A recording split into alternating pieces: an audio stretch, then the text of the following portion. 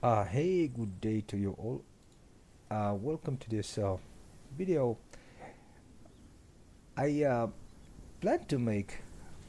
I made a video about using the aiming circle, but not really on the working principle. I just explained to you step by step how to use them. But in this video, I just want to go into a little bit more detail on the theoretical or trigonometric principles of why aiming circles work and how they work. Well, to do that, I just from the weekly open games, I just took some pictures of the manual from the aiming circle. It is in Russian. If you speak Russian, you can read all this manual. But if you just want to go through quickly, this video will help you go through and understand the aiming circle because it is a little bit difficult to understand. It's not that because after you understand all the scales and the rotating scales and how they work, I think it is pretty easy to use them in under any circumstances. But first, you need to understand are the scales. You have basically three scales you need to understand, and two of them are rotating, so it's pretty hard to uh, mentally picture all these scales. That's why these guys in the weekly open games made this upside down drawing, which will help you to understand. Uh, Basically, on the left side you have the aiming circle scales, and on the right side you have the gun scales. The aiming circle scale is the outer scale is easy because it is the azimuth scale. If you zero your azimuth to the north, that is easy because the if you optics, the blue line is pointing, the reading is zero. Where the optic is pointing, you are looking at zero azimuth, and wherever you are rotating your optics, that's what your azimuth you're looking at. So if you look, it's 100, 200, or whatever. So it is pretty self-explanatory. You just it is increasing clockwise, and here is the 1500, 3000, and 4500. The complementary angle or the counter angle scale, which is the red one, is a little more tricky because first of all it rotates independently from the azimuth scale, and it is basically the complementary angle to 360 degrees of the azimuth scale, which means that it is like you're looking at 100 degrees. The angle scale will show you 5,900. If you add the two numbers, it's always 6,000. That is the complementary angle scale. It is, well, in practice, it means it's just numbered counterclockwise. So it is 0 and it starts here in 1, 2, 3, 4,500. So it's exactly the opposite, like the azimuth scale. It is the opposite. The um, So you see, this is what I'm talking about. The black scale is here.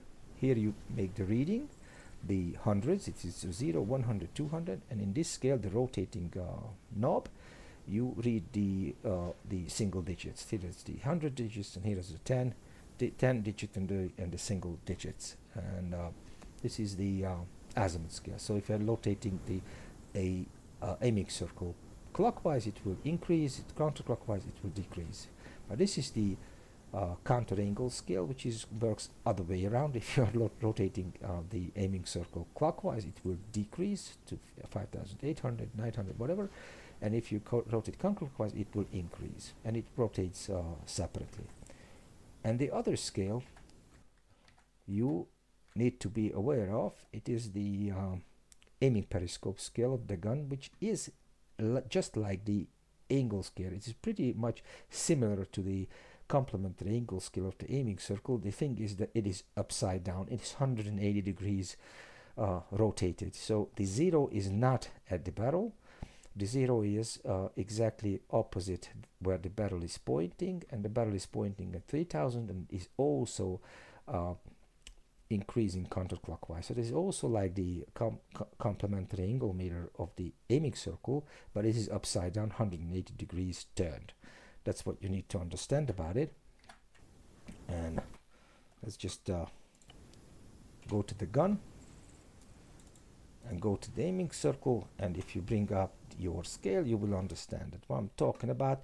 It is what we're interested in is this part. This is the azimuth scale, and what basically it does, it just measures if it shows 3000, we are looking exactly where the barrel is looking. If we just with the Z and X just rotate the aiming circle, because here we are rotating the aiming circle, not the gun. You see, that is the periscope is rotating back and forth. So now it is showing 3314. That means we are looking 314 mils to the left. So if you go to the camera view,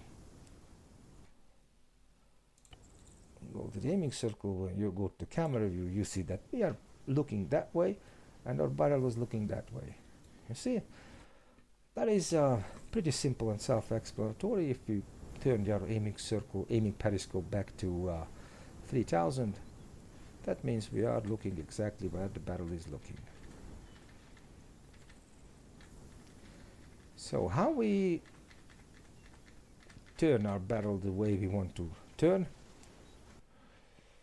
Well, the first step is obviously to determine, to know this is our target, and we just measure the azimuth to that target from the gun, because we are measuring this azimuth from the gun, and we come to a number like 5231 in our case. So we want our barrel to be oriented to 5231 azimuth. How we do that with the aiming circle? The first step is with the zeroed aiming circle. Obviously, what you do is you rotate your optics to the desired azimuth, like this. You see, the blue line represents the optics. It is pointed north, and now I'm rotating my optics to 5231 azimuth. Let's go to the aiming circle, get into it, and rotate to 5231.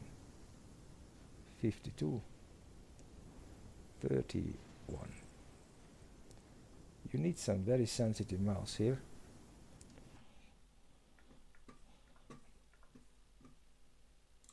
So that's what I did. It is 52, and here is the and it is increasing that way because it is clockwise. So 5231. That's my reading on the aiming circle. So what is the next step? Now what I did, I point my optic. It doesn't really matter what I'm looking at. It's not about that. It is just that my optics should be pointed at 5231. The next step is that I zero my complementary angle scale, the red scale.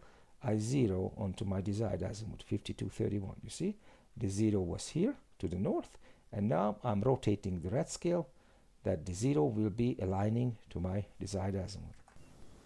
How do I do that? Well, without touching the black scale, I just rotate the red scale. Without touching the black scale, I'm just rotating the red scale, the counter angle meter, and I zero it onto my desired azimuth, 5231, and it exactly now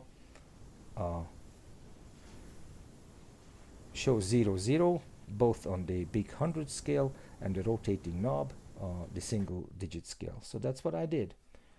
It was like this, and now I rotated my zero. I zeroed my the red scale, the complement or the counter angle scale onto my desired azimuth. The next step is to determine the angle between my desired azimuth and the sight of the gun. How do I do that? Well, I rotate my optics onto the sight. You see, the optics was pointing at 5231. I zeroed the counter angle scale, and now what I do, I rotate my optics onto the sight of the gun. So I go into the optics and I rotate it onto the sight of the gun.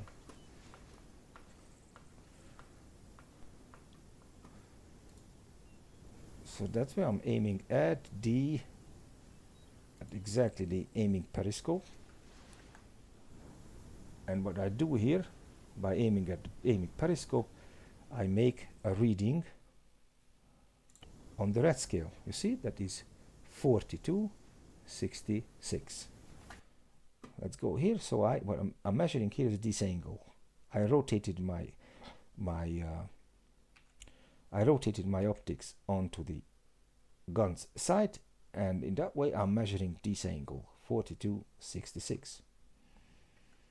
The next step is to set the sight of the gun, which is now this green line is where the sight is pointing of the aiming periscope is the gun's aiming periscope is pointing to 3000, and now I need to set the same azimuth 4266 on the sight of the gun, like this. You see, that is the 0, and I'm setting 4266, and in that way the aiming periscope of the gun will be pointing at that azimuth 4266.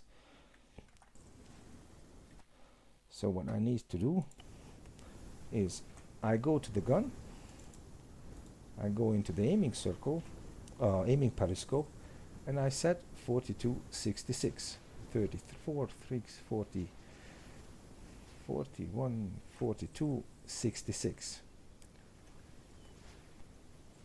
You see, pretty much the only thing I need to know at this point, by pointing, intercepting the 4266 azimuth with my aiming periscope, it is a little bit, I'm looking at north of the aiming circle, so I need to rotate the entire gun now. I need to rotate the entire gun counterclockwise, like this, in order to have the optics of the aiming circle into the optics of the aiming periscope of the gun. You see, like this.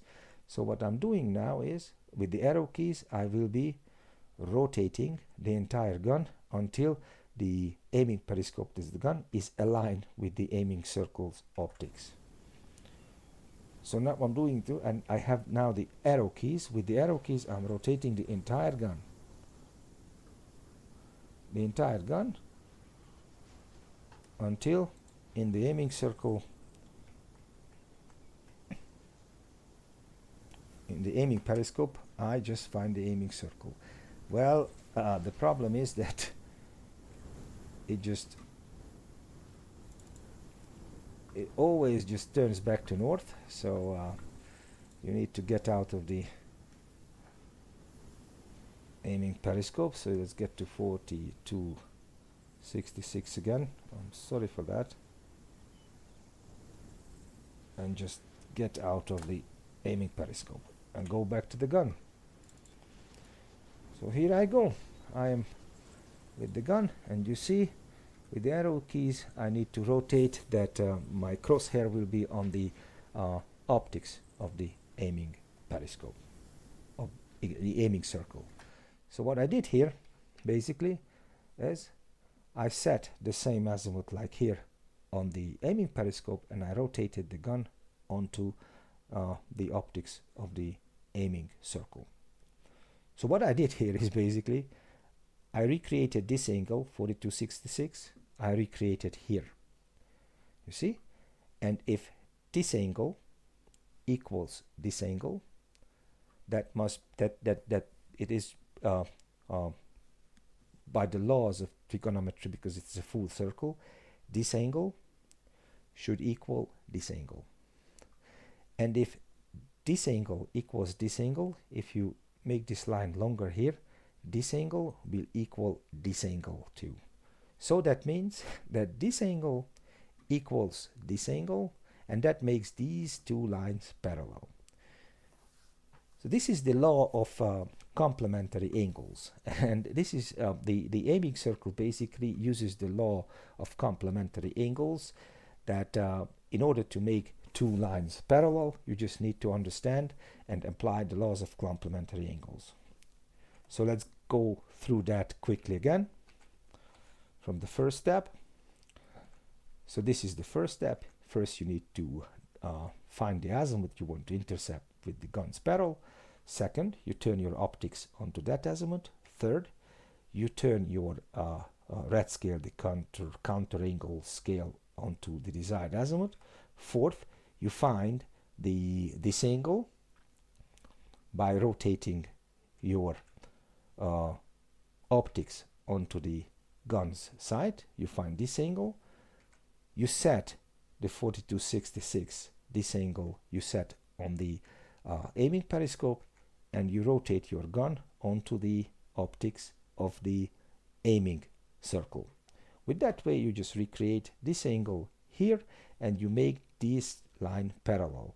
So with that, if your aiming circle was pointing to this azimuth, if you follow this step, your gun also must be pointing to this azimuth.